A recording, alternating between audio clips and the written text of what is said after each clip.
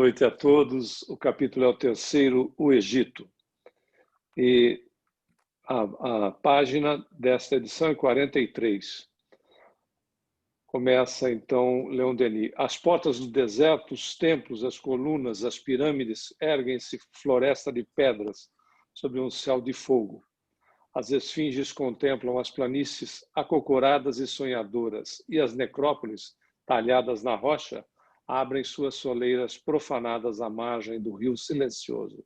É o Egito, terra estranha, livro venerável, no qual o homem moderno mal começa a soletrar o mistério das idades, dos povos e das religiões. Já tem uma observação aqui, de número 19, que ele faz uma recomendação para ver uma obra que ele se baseou. A Índia, diz a maioria dos orientalistas, comunicou ao Egito sua civilização e sua fé. Outros, não menos eruditos, afirmam que numa época recuada, a terra de Ísis já possuía suas tradições próprias. Estas eram a herança de uma raça extinta, a raça vermelha, vinda do oeste, que quase foi aniquilada por causa das lutas formidáveis contra os brancos e dos cataclismos geológicos. A outra observação feita no ponto vinda do oeste, ele comenta a respeito de Chouret, que é os grandes iniciados, as descobertas de Le Plongeon e de Saville, na América Central, e os trabalhos de Roisel e de Arbois, de Jubanville, sobre os Atlantes. Continuando, então, se ninguém tiver algum comentário, o templo e a esfinge de Gizé, anteriores em vários milhares de anos à Grande Pirâmide, erguidos pelos vermelhos na parte em que o Nilo junta-se ao mar, são dois dos raros monumentos que esses tempos longínquos nos legaram. A informação que tem na nota de rodapé nos diz o seguinte: uma inscrição do tempo da dinastia da quarta dinastia, 4.000 anos antes de Cristo, narra que se encontrou nessa época, perto da grande esfinge, um templo enterrado sob as areias e cuja origem se perdia na noite dos tempos. É interessante notar que as questões das construções são mais antigas do que aquilo que se encontrou até hoje, ou seja, já se encontrou esfinge que é mais antiga, remetendo a um tempo maior do que esse que foi citado. Continuemos, então. São dois dos raros monumentos que esses tempos longínquos nos legaram. A leitura das colunas herméticas, a dos papiros recolhidos nos túmulos, permitem reconstituir a história do Egito, ao mesmo tempo que essa antiga doutrina do verbo luz, divindade com tríplice natureza, ao mesmo tempo inteligência, força e matéria, espírito, alma e corpo, que oferece uma analogia perfeita com a filosofia da Índia. Aqui, como lá, encontra-se, sob a ganga grosseira dos cultos, o mesmo pensamento oculto, a alma do Egito. O segredo de sua vitalidade, do seu papel histórico, é a doutrina oculta dos seus sacerdotes, velada cuidadosamente sobre os mistérios de Ísis e Osíris e estudada no interior dos templos pelos iniciados de todas as classes e de todos os países. Os livros sagrados de Hermes exprimiam, sob formas austeras, os princípios dessa doutrina. Formavam uma vasta enciclopédia. Encontravam-se ali classificados todos os conhecimentos humanos. Nem todos chegaram até nós. A ciência religiosa do Egito foi restituída pela leitura dos hieróglifos. Os templos, eles também são livros, e pode-se dizer que na terra dos faraós as pedras têm uma voz. Algum comentário, pessoal? Damos continuidade. Humberto. Diga. Aqui o texto aqui ele está demorando, não está muito sincronizado com essa leitura, mas se você na comparação que ele faz com a religião da Índia, ele parece, ele compara, ele fala de alguma semelhança entre as duas doutrinas, é isso que eu entendi? Sim, ele diz até que poderia ser diretamente a influência da Índia, mas o autor diz que isso é controverso, né? Porque com as datações das pirâmides, de esfinges, etc., pode remontar isso a muito tempo antes. Faz sentido o que o Leon Denis está dizendo, e se nós formos buscar lá no A Caminho da Luz, de Emmanuel, quando nós temos a chegada dos capelinos, primeiro que não chega todo mundo junto, e segundo que eles formam civilizações em momentos diferenciados e em situações que criam as suas estruturas, claro que completamente fechadas em relação a elas mesmas, né? Como nós vemos aqui, a condição dos iniciados, etc., que é interessante, que são diferentes da estrutura da Índia. Claro, em alguns pontos, evidentemente, que fazem conexão, né? Da mesma maneira, se nós pegarmos as religiões, as doutrinas existentes no mundo e pegarmos o cristianismo na sua essência, eles têm conexões importantes, mas não necessariamente tem uma estruturação igual. O conteúdo tem conexão, mas a estruturação não necessariamente. Mostrando que também, de uma certa maneira, o que é a verdade, seja no grau que seja possível da compreensão do ser humano, ela tem modificações na forma de se apresentar, mas o conteúdo ele é muito similar. O que me chama a atenção na questão do Egito é que Moisés foi um dos iniciados, né? Ele pertence como príncipe que era, ele pertence àquela sociedade fechada, né? Onde realmente ali eles eram monoteístas, trabalhavam mediunicamente de uma forma assim ostensiva. E interessante notar que o Moisés leva grande parte desse seu aculturamento, conhecimento para os nossos irmãos hebreus, né? Mais algum comentário aí, pessoal? Então vamos em frente. Os Humberto, primeiros... Diga. Um momento. Não, só a título de conhecimento, quando eles citam Osíris e Ísis, Ísis é a deusa é a natureza, não é isso? E Osíris seria o deus solar, como está escrito aqui, né? Só para as pessoas saberem, não é isso mesmo? Eles ali nessa situação, você vê, isso era muito voltado para o povo, porque no interior dos iniciados, eles eram monoteístas, né? Moisés não é um acaso nessa situação do monoteísmo.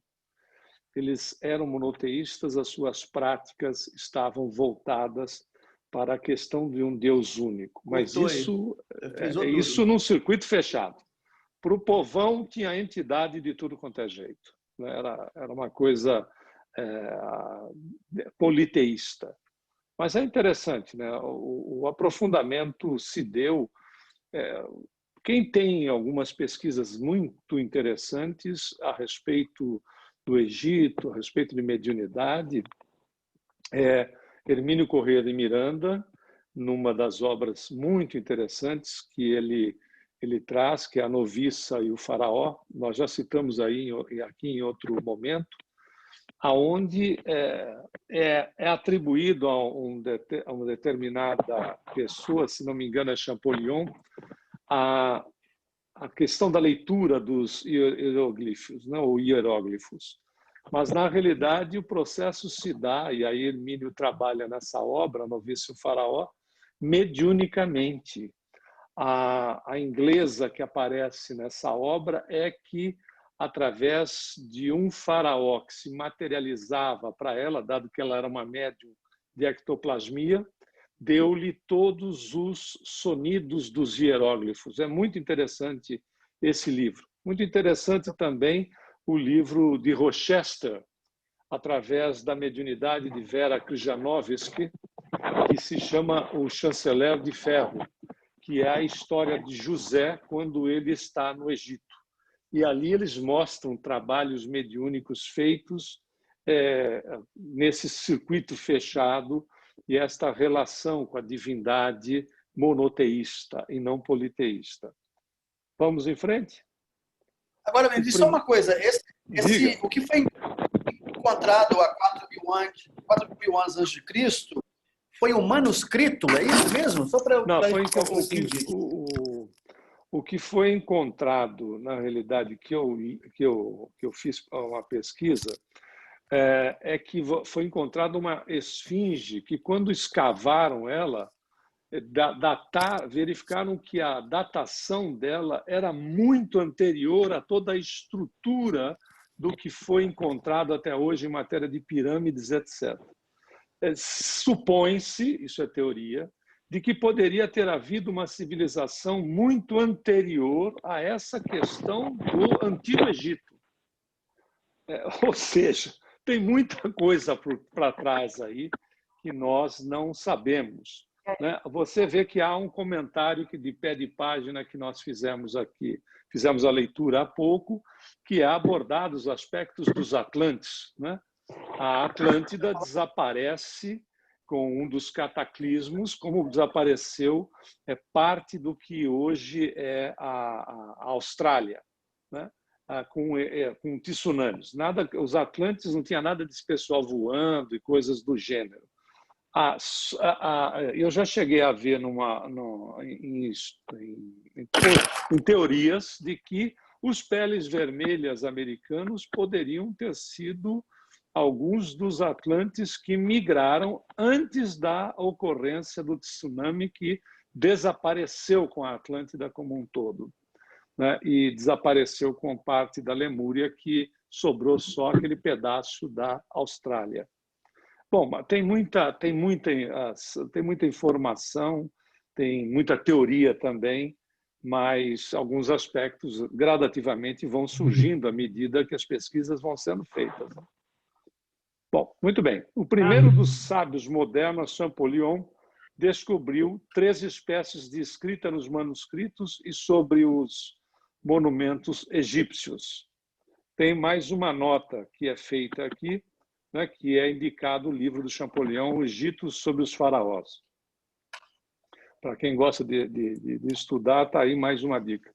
Através disso, foi confirmada a opinião dos antigos de que os sacerdotes de Ísis empregavam 3 ordens de caracteres. Os primeiros, demóticos, eram simples e claros.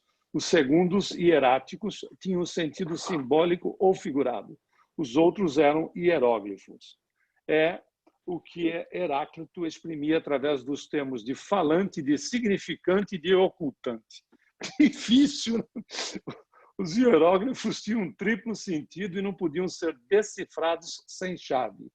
Aplicava-se a esses signos, sinais, a lei de analogia que rege os 3 mundos, natural, humano e divino, e permite exprimir os 3 aspectos de todas as coisas por combinações de números e de figuras que reproduzem a simetria harmoniosa e a unidade do universo.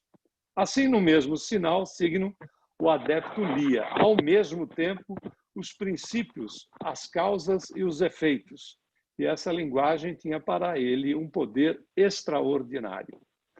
O sacerdote, proveniente de todas as classes da sociedade, mesmo das mais ínfimas, era o verdadeiro senhor do Egito. Os reis, escolhidos e iniciados por ele, governavam a nação a título apenas de mandatários. É interessante, tem uma obra escrita Akenaton, o Filho do Sol, que mostra como funcionava a casta nobre. O Akenaton, que ele quis implementar a questão do monoteísmo no Egito. E aí nós verificamos que os sacerdotes, nem não aceitando que isso fosse aberto, né? Porque era Akhena de Aton do Sol, né?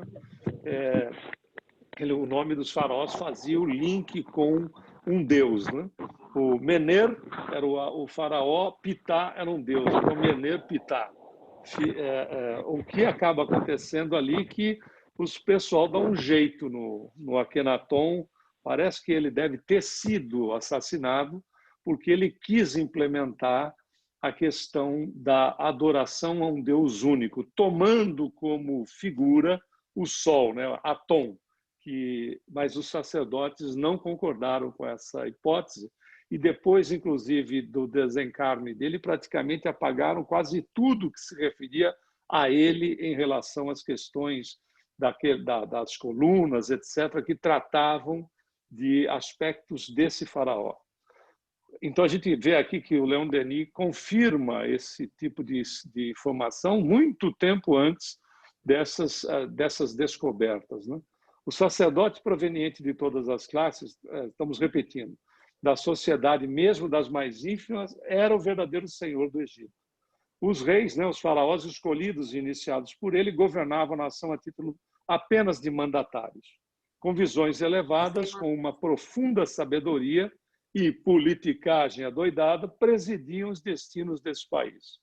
No meio do mundo bárbaro, entre a Assíria feroz e a África selvagem, a terra dos faraós era como uma ilha açoitada pelas ondas, onde se conservavam as puras doutrinas, toda a ciência secreta do mundo antigo.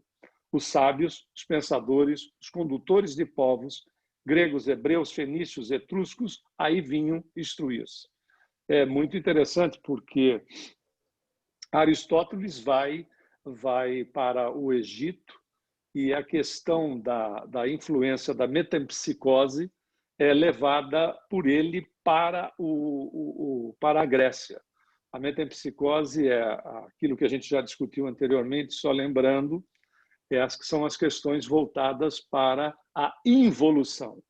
E o espírito ele poderia não só evoluir, como também poderia involuir, podendo reencarnar em animais ou até mesmo em plantas. Por isso que no mundo tem tanta urtiga e cascavel. Mas o fato é que existem algumas doutrinas,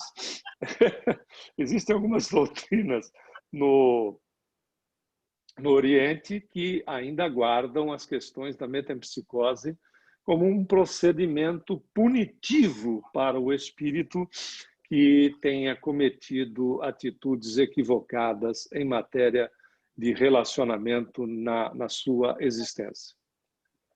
Alguém quer comentar? Então, estou indo em frente, pessoal. Através deles, o pensamento... Diga. Esses sacerdotes, Humberto, eram 90% ainda, o pessoal de capela, né? Sim, sim. A grande maioria na realidade, eles é que comandavam e era esse pessoal que... Marisa, nós poderíamos fazer um paralelismo conosco. Imaginemos se nós fôssemos para outro planeta mais primitivo, né? Evidentemente, se nós fôssemos para lá, né? O nosso grupo que estuda esse livro, se nós fôssemos para lá, obviamente as pessoas nem estariam numa condição de ter recebido o espírito crístico daquele planeta, estariam muito aquém, né? E como é que nós poderíamos, com o conhecimento espírita, que não nos privilegia, só nos dá mais responsabilidade, mas fazendo essa analogia, essa comparação, como é que nós poderíamos passar esse tipo de informação para as pessoas que lá estavam, que ainda estavam num grau tão primitivista que Jesus viria muito tempo depois? Então, talvez, né, fazendo... Não significa que a gente agisse assim, mas talvez a gente tivesse que ter alguma limitação da passagem dessa informação. Porque, segundo a literatura espírita, os nossos irmãos capelinos estão 25 mil anos na nossa frente. Então, quando eles vêm para cá, né, imagine o volume de informação que as criaturas simplesmente não tinham a menor condição de entenderem. A gente e como para nós, em matéria de evolução, nos é dado de acordo com a nossa capacidade, aquilo que eles já fizeram já foi motivo de dar uma alavancagem na nossa evolução. Vale lembrar que não se entende muito por que há 10 mil anos atrás, que a gente vinha na base do pau e pedra, tem uma espécie, né, de um salto, não que a natureza dê salto, mas um salto evolutivo.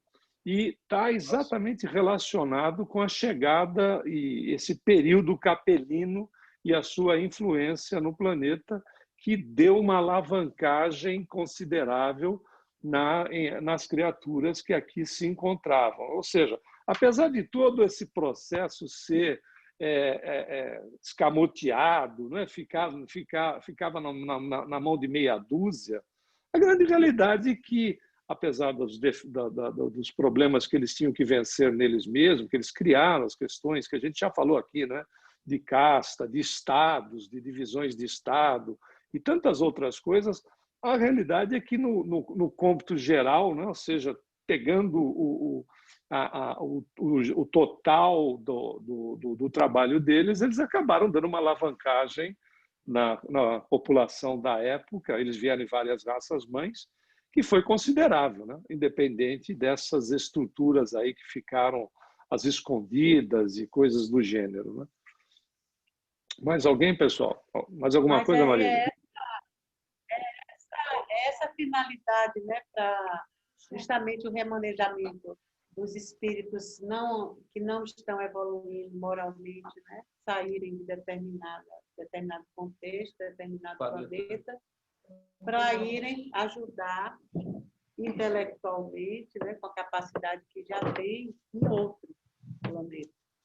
Mas daí vão precisar ajustar aquele povo ao que eles querem que seja, né? Exatamente. Então eles terminam ajudando e se ajudando também. Né? Então eles não eram moralmente evoluídos. Por isso que eles até mesmo uma coisa mesmo. Carol tem uma pergunta. Carol, por favor, levanta a mão de vexate. Porque... Até mesmo, a gente já passa a palavra para ela, até mesmo as questões mais básicas, me ocorreu agora. Né? O Márcio, por exemplo, né, Maria, seria um indivíduo que levaria metodologia de construção diferente do que estariam fazendo os nossos irmãos primitivos. Né? Levariam outras estruturas. Então, veja, existem benefícios significativos, independente também. Aí, mas, claro, como não eram criaturas perfeitas, trouxeram com eles também aqueles equívocos, né, que nós já tratamos. Diga, Carol. Processo bom de saber que o processo é sempre educativo, então não há punição de lado nenhum, é sempre visando o crescimento. O aprendizado. De um modo ou de Bem outro. lembrado. Ou vai ou Bem vai. lembrado. Né? Quem é Bem que lembrado. quer falar aí? Carol. É a Carol. Carol, fala aí. Não, obrigada, mas vocês responderam. Eu fiz a pergunta no chat em relação se os capelinos eram também moralmente mais evoluídos ou será só intelectualmente, e vocês responderam nesse meio tempo. Veio gente que tinha aspectos morais mais elevados, mas não estava. Porque, veja, no meio todas as populações são atendidas. Jesus, e vamos tratar do planeta Terra, Jesus sempre atendeu todas as populações. Por exemplo, os nossos irmãos indígenas, eles também recebem missionários lá. E os missionários estarão um pouco acima da questão cultural deles e moral para alavancá-los. E assim sucessivamente. Entre os capelinos, vêm os capelinos, mas também vem gente missionária para dar uma alavancagem neles. Né? Senão, não é bota lá e abandona. todas essas criaturas, Tem os todas da essas... virada e tem aqueles que estão querendo, né, já... Exato. Os inquietos não dá para virar, inquietos apenas. Né? Mas tem os que amam da pá virada. Mas os que vêm, que amam da pá virada, os inquietos, amam todos. Então tem que ter esse lado também. Tem que ter esse lado que, como o Humberto disse, senão já vai ficar desequilibrado demais. Não dá para abandonar o povo.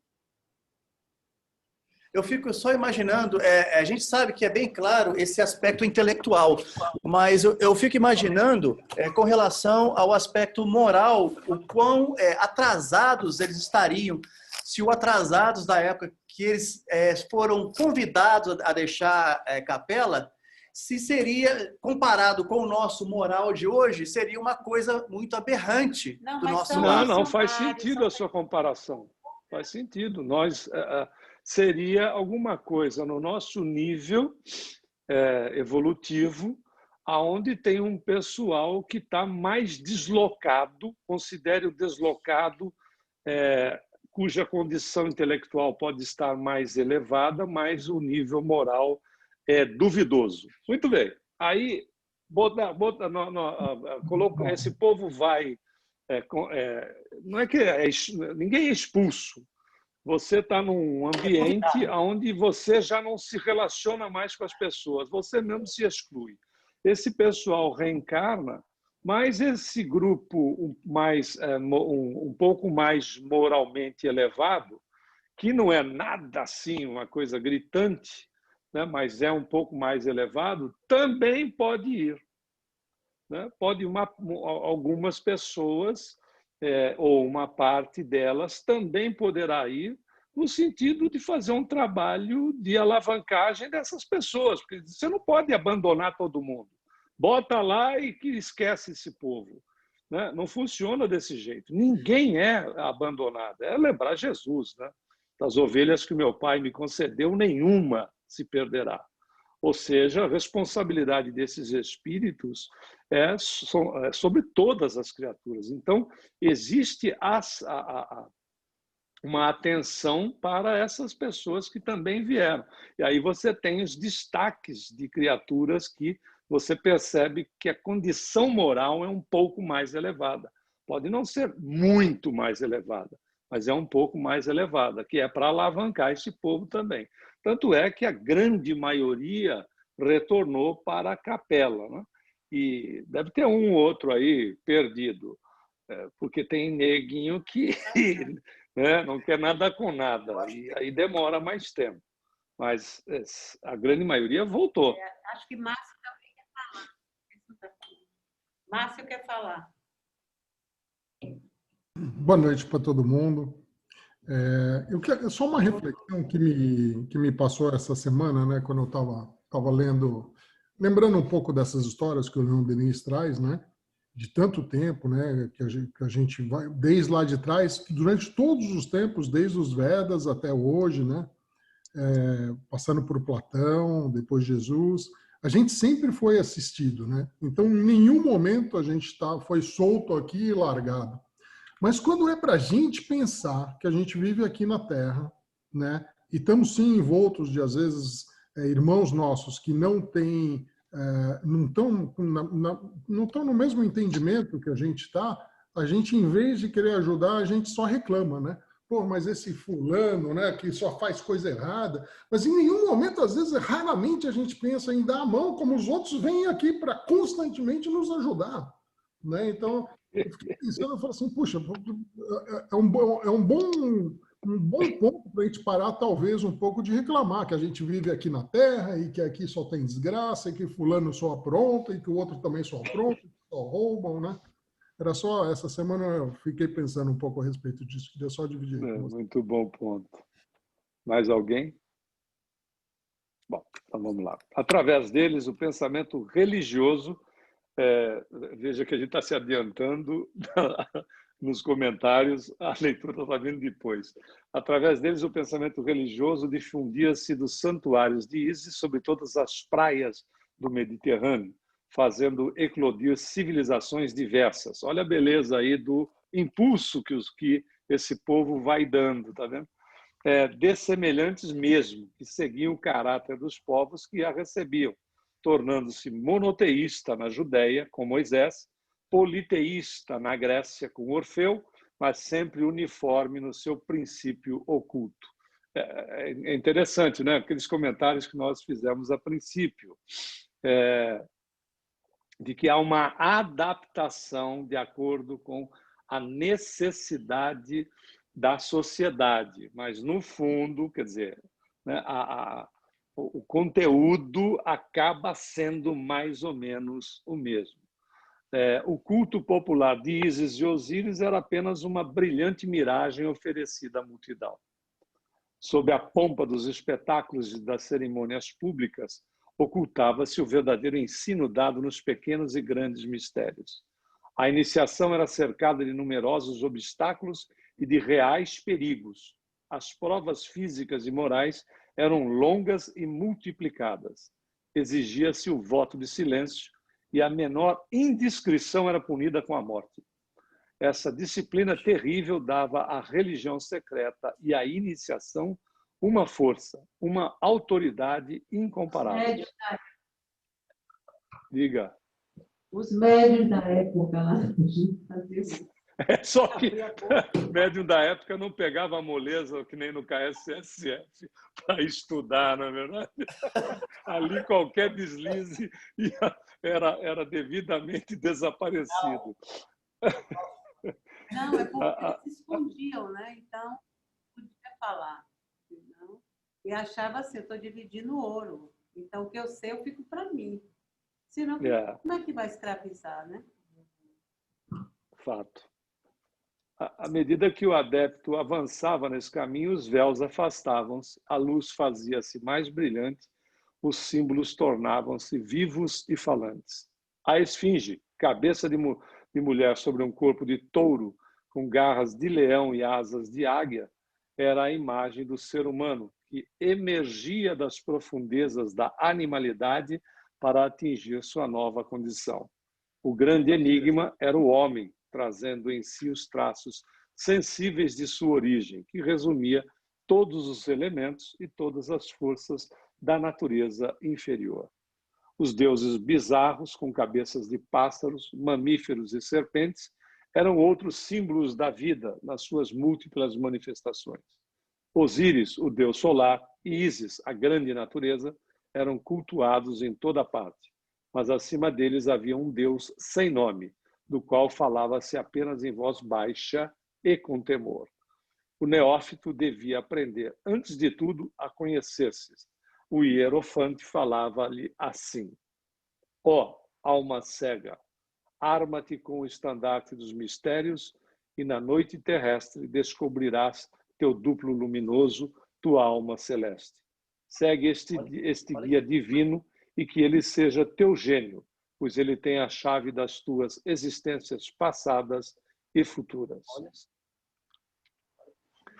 Tem uma outra nota de rodapé, que é apelo aos iniciados segundo o livro dos mortos, né, no Antigo Egito. No final de suas provas, algo quebrado pelas emoções, tendo tocado a morte umas 10 vezes, o iniciado via aproximar-se dele uma imagem de mulher que trazia um rolo de papiros. Eu sou tua irmã invisível, dizia ela. Sou tua alma divina e este é o livro da tua vida. Ele encerra as páginas repletas das tuas existências passadas e as páginas brancas das tuas vidas futuras. Um dia eu as descortinarei diante de ti. Tu me conheces agora, chama-me e eu virei. O processo é totalmente mediúnico, né? As coisas deviam ter trabalhos de materialização, assim, com muita regularidade para esse povo, para os iniciados. Enfim, no terraço do templo, sob o céu estrelado, diante de Mênfis ou Tebas adormecidas, o sacerdote contava ao adepto a visão de Hermes, transmitida oralmente de pontífice a pontífice e gravada em sinais hieróglifos nas cúpulas das criptas subterrâneas. Um dia, Hermes viveu no espaço e nos mundos, e a vida desabrochou por toda parte. A voz da luz que enchia o infinito revelou-lhe o divino mistério. Você veja que o Hermes, né, quando veio para o planeta, ele era um missionário em cima deste povo. Né, desse povo que eu digo, em cima para auxiliar os próprios capelinos. Então, eles próprios já precisavam também de uma alavancagem, porque senão ninguém voltava para a capela. Aí, continuando, a luz que viste, diga. Não, eu só estou achando interessante é que lá atrás, quando menciona que os templos eram livros, porque realmente estava tudo registrado nas paredes, através de palavras, de figuras, né? Ou seja, o que nós estamos descobrindo hoje aí está tudo registrado ali. Então, assim, realmente os templos eram livros, estavam tudo lá dentro, para as pessoas entrarem, né? Aqueles que tinham acesso, verem, observarem realmente isso. E a gente... do que eles podiam suportar e até compilar lá mesmo, como você disse, né? Nas paredes, o que deixou de herança disso. Mas... Hoje em dia a gente tem outros métodos, mas a gente vê que, assim como naquele tempo, nem todos querem estudar, nem todos querem se inteirar, nem todos querem se esclarecer. Então ficam ficam à beira do fenômeno apenas. Então sempre vai existir, né, essa parte. Mas o que eu estava querendo saber é o seguinte, por exemplo, aqui, quando ele menciona o neófito é a pessoa que vai ser aprendizada, é o novato, que vai ser apresentado, não é mesmo? E o erofitante é o sacerdote. Agora, a minha dúvida é que todas as pessoas tinham acesso a isso, e se todas as pessoas tinham acesso a esses templos, ou se era só de uma casta escolhida. Isso que eu não sei. Não era museu de visitação pública. Não era reservado. Tanto é que a gente... Até hoje você vê os neófitos quando se apresentam. Quando a gente se apresenta para estudar a mediunidade e viver a sua prática, é muito difícil. Então, sempre foi respeitado o livre-arbítrio daquele que está chegando, não tem jeito. Vai ser sempre... Olha, ele viu lá a mulher dizendo, o mentor dizendo a ele, olha, eu estou aqui comendo sua vida, você não toma vergonha, não, deixa estar. Aproveite essa oportunidade. Então, sempre vai ter, né, a nosso nível ainda é assim, talvez, quando... E outra coisa, devia ter situações ali que até hoje a gente não entende, né? Como é que o pessoal escreveu, pintou, etc., sem utilizar a iluminação de tocha, porque não tem fuligem no teto, não tem absolutamente marca nenhuma. E mais recentemente, estudos feitos sobre as pirâmides chegam-se à conclusão de que elas são grandes baterias de energia. Tem muita informação ali que não era qualquer um que podia penetrar, qualquer um que pudesse estar ali, né, participando. Veja que ele diz que muitos daqueles que se submetiam às provas, a grande maioria falhava. A grande maioria falhava. Não conseguia dar andamento, porque eram coisas que mexiam... Eu estava lendo a respeito, eram situações que visavam mexer no indivíduo para testar o seu equilíbrio em todos os aspectos. Jovens, em todos os aspectos, de resistência, de sexualidade, etc. Tudo. E eram poucos aqueles que conseguiam passar por todas as provas. Imagine quando André Luiz trouxe, né, o problema da carne no médium. Houve épocas em que os médiums não queriam comer essa carne, morria de culpa. Um acusava o outro, era uma guerra. Um perseguia o outro pela parte material da história. Imagine naquela época. Existia, como existem, aqueles que aproveitavam do conhecimento que tinha, né, de fazer as misturas químicas, e aí mostravam o santo lá jogando lágrimas. Desde aquela época no Egito fazia-se isso.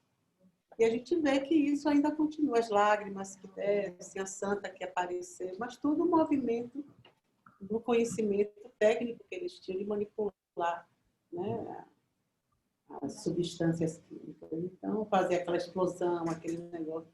Muita gente usava isso para ludibriar o povo, né? Fazer. Bom, Quem faz isso é Pendrado lá em Salvador, quando ele canta o Cumbalaê, e aí o pessoal solta aquela fumaça e ele aparece. É botar a luz e a fumaça. Mas é coisa de baiano presbítero. É baiano presbítero. diga, Márcio. Não, o Hermínio, em Estudos e Contos, né, ele tem uma passagem super interessante nesse livro, que ele conta uma regressão de memória que ele presenciou, né? E, no fim, a pessoa que estava regredindo, ela se colocou na posição de uma sacerdotisa. E ela descreveu exatamente esse questionamento aí, né, que o Ronaldo estava fazendo, que a passagem de iniciação, né, desses voluntários, né, para que eles pudessem chegar a ter estudos mais avançados, né, e o ponto final dessa passagem era que ele teria condição de ter conhecimento das suas vidas passadas e aí assim atingir a sabedoria. Mas as primeiras provas é que nem a gente estava dando risada aqui. O cara tinha que passar por uma sala de fogo, né? Se não morresse queimado, passava então para a próxima, que era uma prova d'água. E aí depois, como o Humberto muito bem você citou, né? Uma das penúltimas provas era uma sala cheia então, né? De mulheres lindas, cheio de comida, né?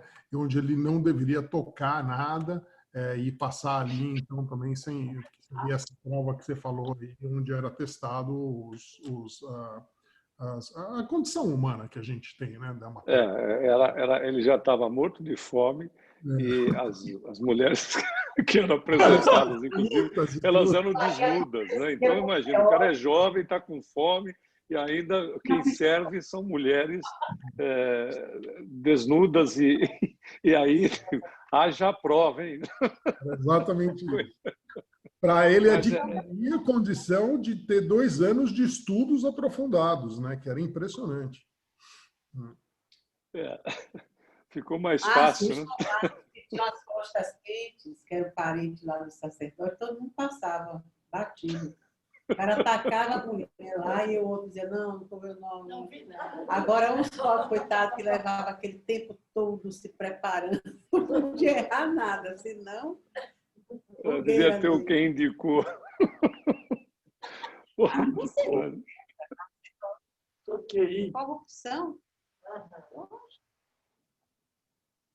Então vamos lá. A luz que viste é a inteligência divina que contém todas as coisas em germe e encerra os modelos de todos os seres. As sombras são o mundo material onde vivem os homens da terra.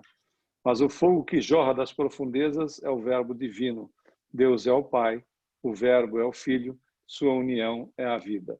Quanto ao espírito do homem, seu destino tem 2 faces: prisão na matéria, ascensão na luz. As almas são filhas do céu e sua viagem é uma prova. Na encarnação, elas perdem a lembrança da sua origem celeste.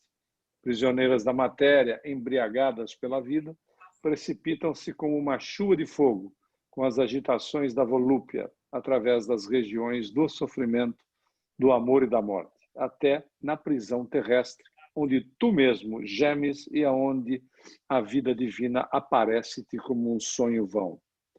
A gente tem que tem que se dar descontos, né? Porque reencarnação é muito colocada de uma maneira punitiva, quando ela funciona como uma alavancagem evolutiva, né? E não necessariamente, porque senão ela não faria sentido para nós, né? Se fosse algo que fosse penalização da criatura.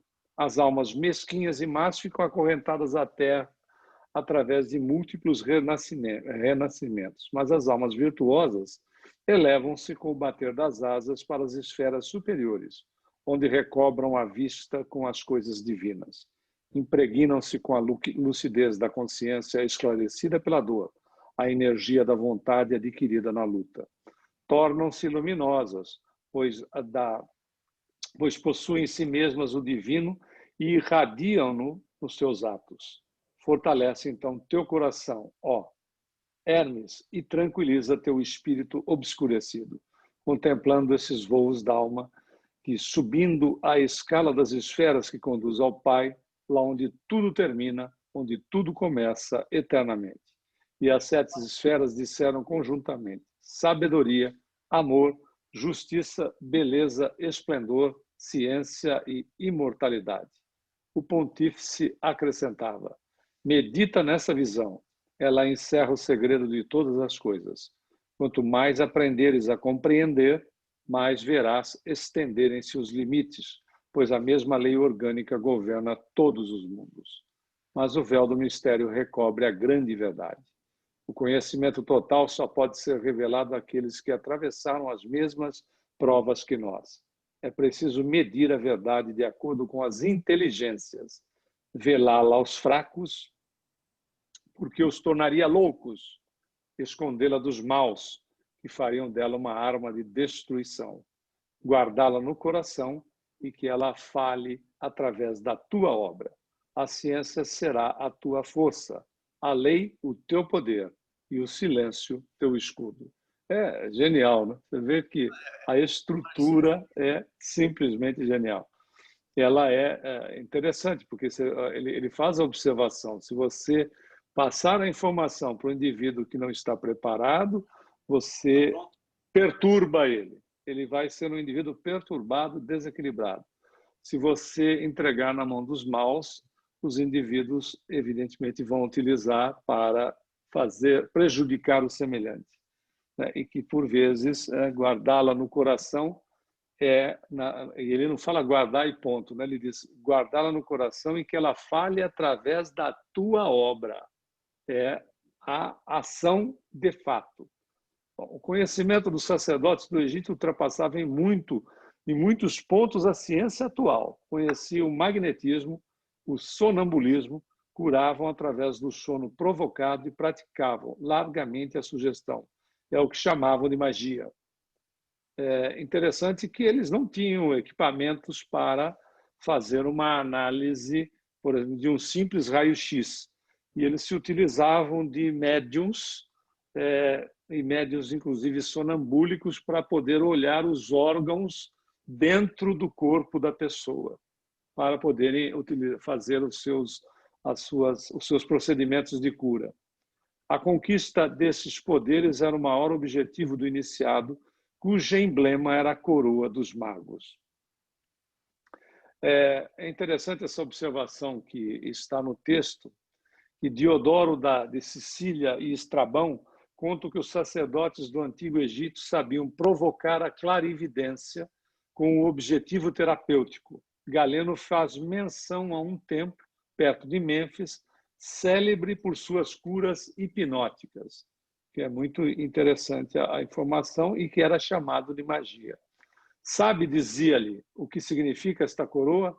Toda vontade que se une a Deus para manifestar a verdade e operar a justiça, entrar em comunhão desde esta vida com o poder divino sobre os seres e sobre as coisas, recompensa eterna dos espíritos livres. O gênio do Egito submergiu pela onda das invasões. A escola de Alexandria recolheu disso algumas parcelas e transmitiu ao cristianismo nascente. Mas, antes dela, os iniciados gregos tinham feito penetrar na Hélade as doutrinas herméticas. É lá que vamos encontrá-las. Deixa eu ver. Faltam 2 minutos para as 9h15. Continua, Marisa, ou paramos aqui? É melhor parar aí, né, para poder começar. Aí acaba a lição aqui mesmo. Termina aqui e começa a semana que vem a Grécia.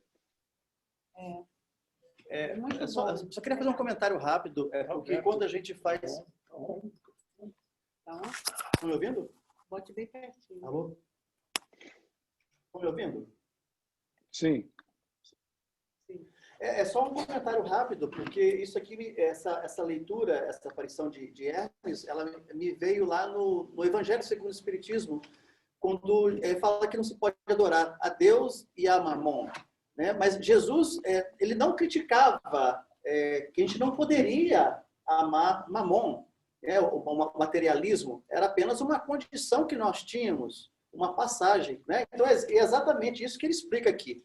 Você não pode dar a claridade a quem está no escuro profundo, porque você vai cegá-lo. Então é uma coisa de cada vez, né? Eu achei isso muito interessante isso. Mas a de Mamon não está relacionada à materialidade. É materialidade.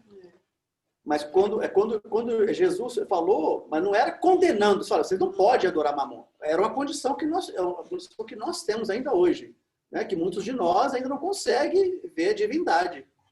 Não se pode servir. Era um temporário. Exatamente, servir. Exatamente.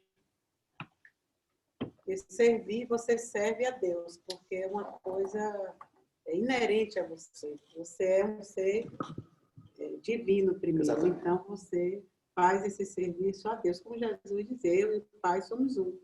Porque eu faço exatamente o que Ele quer.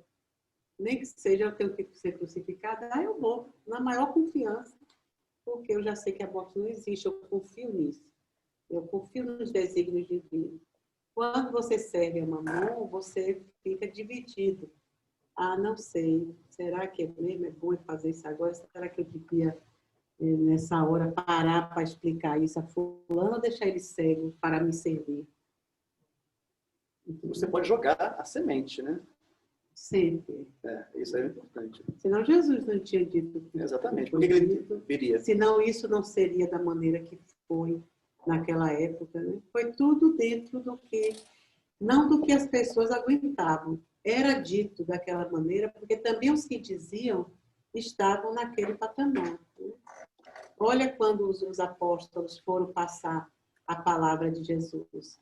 Olha do que se tornou as religiões a partir disso aí. A encrenca que deu, né? Então, o catolicismo escondia tudo, tudo é mistério, tudo não pode dizer, não é assim que Deus quis, era aquela história fechada, né? Quando o espiritismo veio abrir mais um pouco, foi uma confusão.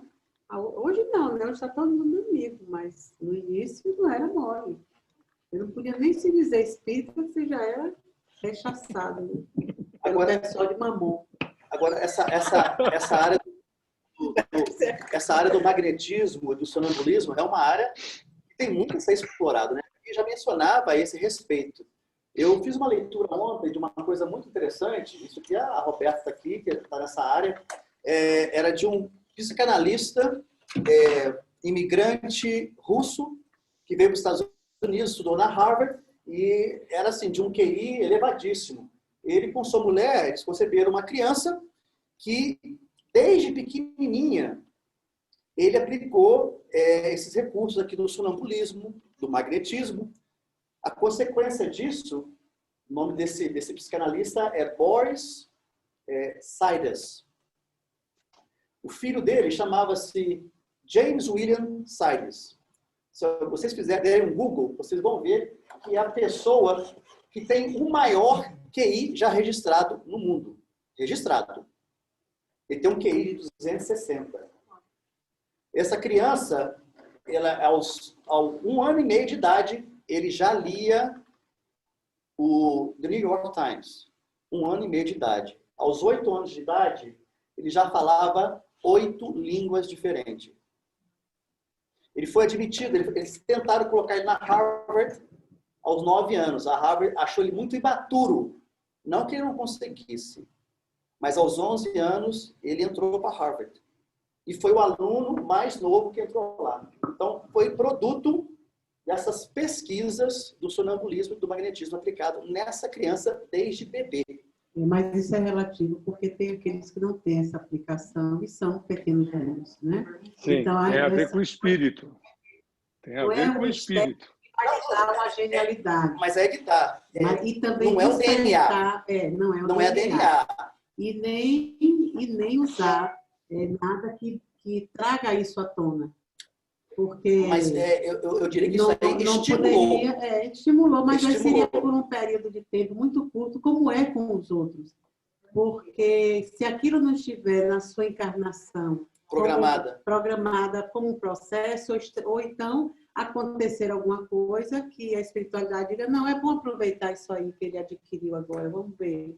Entendeu? O processo é educativo, então a gente não pode interferir. Um ser humano ainda não está pronto para interferir dessa maneira, de botar o outro. Mas é justamente, olha só, o que foi feito com essa criança, intelectualmente, foi uma coisa assim, fora do comum. Mas aquele que nasceu lá na favela. Exatamente, que nasce e que tem o coisa. Entendeu? Então, é uma coisa que é aquisição do Espírito. Não vem, nem Jesus fez isso pelos dele lá. A única coisa a mais, né, que a gente sabe que Jesus fez foi colar a orelha do centurião. Mais nada, nunca deixou de, não foi dizer a Pedro, não me negue. Ó. Ele dava as dicas, pegava quem podia, né? Eu acho assim, que interferir na encarnação do outro é uma... Mas é justamente isso, esse que é o ponto. Porque esse médico, esse psicanalista, ele, de uma certa forma, ele interferiu. Ele impôs uma coisa ao filho. A consequência disso foi que o filho, ele se tornou uma pessoa, ele não tinha um convívio com as pessoas adequado, ele disse que não queria se casar. E no final da vida, ele teve um aneurisma cerebral. E não conversava com os pais. Vai botar a culpa no pai também. Por que só dar os louros, né? É porque era do espírito. Aquele foi a... Porque ele também poderia ter um approach diferente, né? Ele poderia ter amado o pai, poderia ser uma pessoa mais civilizada. Não, e às vezes você cria o indivíduo só ensinando a prática da vida e não ensina sobre o sentimento. Pois é, se aquela pessoa for seca de sentimento, vai ficar do mesmo jeito, aumentar um pouquinho. Mas a gente sabe que tudo isso é temporário. Ele aguçou ali o intelecto, né? Mas a parte moral, eu não sei o que o pai fez, né? Eu acho que quando acontecem essas coisas muito assim, são mais para que a gente assista e diga que benefício isso tem, que benefício teve. Deve continuar, tanto que você não teve uma série dessas crianças. Vamos agora fazer em série isso, porque vamos ter pessoas muito capacitadas. Porque, olha só, Einstein teve um QI, se não me engano, era de 160. Esse menino tinha de 260. Olha a contribuição que Einstein teve para toda a humanidade e olha o que esse menino teve. Morreu aos 46 anos, um homem, entendeu? Porque é forçado. Né? Exatamente. E foi aguçado. Humberto, você faz a nossa prece.